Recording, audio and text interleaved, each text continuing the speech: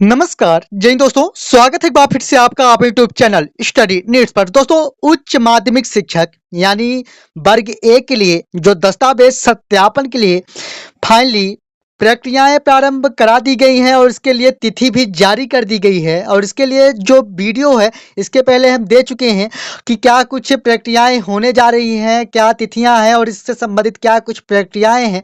संबंधित वीडियो के बाद यहाँ पर आप सभी के काफ़ी कमेंट्स देखने को मिले कि आखिरकार प्रतीक्षा सूची में शामिल अभ्यर्थियों को क्या दस्तावेज सत्यापन कराया जाना है अथवा नहीं। तो दोस्तों, यहाँ पर स्पष्ट करेंगे इस स्थिति को, क्योंकि यहाँ पर सभी नोटिफिकेशंस पूरी तरह से पढ़ने के बाद स्थितियां स्पष्ट नहीं हो पा रही हैं कि आप सभी को दस्तावेज वेरिफिकेशंस का कार्य कराया जाना है अथवा नहीं। लेकिन यहाँ पर पूरी तरह से स्थितियां स्पष्ट करने का प्रयास करेंगे। और दोस्तों, यहाँ पर मैं आपको अपना निजी अनुभव दे पा रहा हूँ सारे नोटिफिकेशंस पढ़ने के बाद, इसलिए निवेदन के साथ कि एक बार आप खुद भी पुष्टि जरूर करें। लेकिन यहाँ पर मैं आपको पूरी तरह से स्पष्ट करने का निश्चित तौर पर प्रयास करूंगा। दोस्तों, यहाँ पर मध्य प्रदेश शासन स्कूल शिक्षा विभाग मंत्रालय भोपाल की ओर से एक आदेश जारी किए गए हैं, जो कि 30/6/2023 की स्थिति में जारी किए गए थे। इस पर देखा जाए तो कंडिका नंबर 6 में अगर आप देखें तो यहाँ पर बताया गया कि प्रतीक्षा सूची के बारे में अब से यहाँ पर एक क्राइटेरिया फिक्स कर दी गई है, यानी जो आप सभी की प्रतीक्षा सूची होने जा रही है वह पूरे 1 साल तक वैलिड रहेगी। और अगर शासन स्तर से यहाँ पर अनुमति मिलती है उस स्थिति में 6 महीने और भी बढ़ाया जाएगा, यानी प्रतीक्षा सूची में शामिल अभ्यर्थी 1 साल तक वैलिड होंगे। अगर शासन से अनुमति मिलती है उस स्थिति में 6 महीने के लिए और भी यहाँ पर मौका दिया जाएगा, यानी अधिकतम 1.5 सालों का मौका यहाँ पर दिया जाने वाला है। अब थोड़ा सा कुछ स्लाइडों के साथ और समझें तो यहाँ पर आप रूल बुक देख पा रहे होंगे। इसके बारे में ज़्यादा कुछ बात नहीं करेंगे, डायरेक्टली हम आपको लेके चलते हैं कंडिका नंबर 15 पर। उस पर जो उल्लेखित चीज़ें हैं उसके बारे में थोड़ा सा स्थितियाँ स्पष्ट करने का प्रयास करते हैं। यहाँ पर आप देख पा रहे होंगे कंडिका नंबर 15 में योग्यता सह चयन सूची तैयार करने की प्रक्रिया कुछ इस प्रकार से दी गई है, जिस पर बताया गया है कि कर्मचारी चयन मंडल द्वारा मेरिट सूची प्रकाशित होने तक आवेदकों के किसी भी प्रकार के दस्तावेजों का सत्यापन नहीं किया जाएगा। यह आवेदक के स्वयं की जिम्मेदारी होगी कि वह भली भांति सुनिश्चित कर ले कि वह विज्ञापन पद के लिए समस्त अर्हताएं पूर्ण करता है। मेरिट सूची जारी होने के बाद विज्ञापित पदों की संख्या के समरूप उम्मीदवारों को संबंधित विभाग द्वारा मूल दस्तावेजों की जांच हेतु बुलाया जाएगा।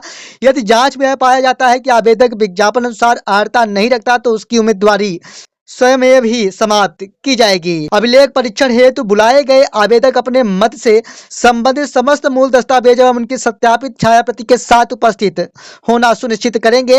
अब यहाँ पर थोड़ा सा देखें तो बताया गया कि अपात्र या अनुपस्थित उम्मीदवारों के स्थान पर शेष पात्र अभ्यर्थियों में से मेरिट क्रम पे उम्मीदवारों के चयन हेतु दस्तावेज परीक्षण के लिए बुलाया जाएगा। कहने का तात्पर्य है कि इस बार कुछ बदलाव किए जाने की संभावना दिख रही है। जहां पहले प्रतीक्षा सूची में शामिल अभ्यर्थियों को एक साथ दस्तावेज के लिए बुलाया जाता था वेरिफिकेशन हेतु, तो इस बार बताया गया है कि अपात्र या अनुपस्थित पाए गए अभ्यर्थियों के स्थान पर शेष पात्र अभ्यर्थियों में से मेरिट क्रम पर उम्मीदवारों के चयन हेतु दस्तावेज परीक्षण हेतु बुलाया जाएगा। यानी जबकि आप सभी को आगामी मेरिट क्रम पर यहाँ पर जगह दी जाती है, उसके बाद ही आप सभी का दस्तावेज परीक्षण कराया जाएगा। कुछ इस प्रकार की स्थितियां बन रही हैं। अब दोस्तों, यहाँ पर सारी चीज़ों को यहाँ पर स्पष्ट करते हुए एक महत्वपूर्ण बिंदु के बारे में बात करें तो मैं आपको बता दूं कि प्रतीक्षा सूची में शामिल जितने भी अभ्यर्थी हैं आप सभी को बिल्कुल भी परेशान होने की आवश्यकता नहीं है, क्योंकि यहाँ पर एक अभी सूची जारी की जाएगी। यहाँ पर एक मेरिट सूची जारी की जाएगी और दूसरी आप सभी की प्रतीक्षा सूची जारी की जाएगी।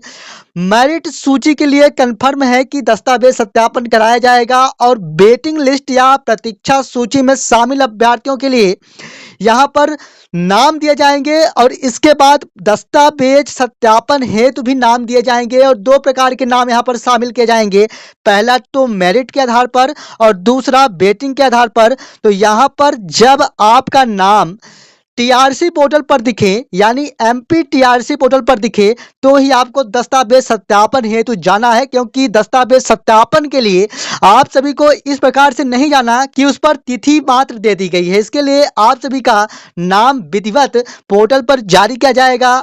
आपके आईडी व पासवर्ड में भी दस्तावेज अपलोड किए जाने की प्रक्रिया दिखेगी। साथ ही में आपका नाम भी जारी किया जाएगा दस्तावेज सत्यापन हेतु या दस्तावेज अपलोड के जाने हेतु। तो यहाँ पर मैं आपको बता दूं कि आपको परेशान होने की आवश्यकता नहीं है। प्रतीक्षा सूची में शामिल समस्त अभ्यर्थियों के नाम एमपीटीआरसी पोर्टल पर दिए जाएंगे। दस्तावेज अपलोड के जाने के लिए भी नाम दिए जाएंगे। दस्तावेज परीक्षण या सत्यापन कराए जाने के लिए भी नाम दिए जाएंगे। इस पर आपको परेशान होने की आवश्यकता नहीं है। अब जहां तक बात रहती है कि परीक्षण हेतु बुलाया जाएगा अथवा नहीं, दस्तावेज सत्यापन हेतु बुलाया जाएगा अथवा नहीं, तो यहाँ पर जो कंडिका एक यह कह रही है कि अपात्र या अनुपस्थित अभ्यर्थियों के स्थान पर मेरिट क्रम पर आगामी मेरिट अभ्यर्थियों को बुलाया जाएगा और इसी के बाद यहाँ पर दस्तावेज परीक्षण कराया जाएगा। तो कुछ इस प्रकार की स्थितियां बताई गई है। तो फाइनली आपको परेशान या निराश होने की आवश्यकता नहीं है। आप सभी के दस्तावेज सत्यापन या दस्तावेज अपलोड के जाने हेतु पोर्टल पर नाम दिखेंगे और उसके बाद आपके आईडी व पासवर्ड में भी यह सुविधा दी जाएगी कि आप डॉक्यूमेंट्स अपलोड कर पाएंगे अथवा नहीं। इस प्रकार से नहीं है कि 40% या 50% से ऊपर जितने भी उम्मीदवार हैं उन सभी को दस्तावेज अपलोड के जाने का मौका दिया जाएगा। उन्हीं को दिया जाएगा जिनका यहाँ पर नाम शामिल रहेगा, जिनके आईडी व पासवर्ड में यहाँ पर अपलोड के जाने की प्रोसेस अपडेट की जाएगी या उनकी मेरिट या बेटिंग के आधार पर नाम दिए जाएंगे। सिर्फ उन्हीं को दस्तावेज सत्यापन हेतु बुलाया जाएगा। तो आप इस वीडियो के साथ पूरी तरह से स्पष्ट हो पाए होंगे, इसी आशा व उम्मीद के साथ।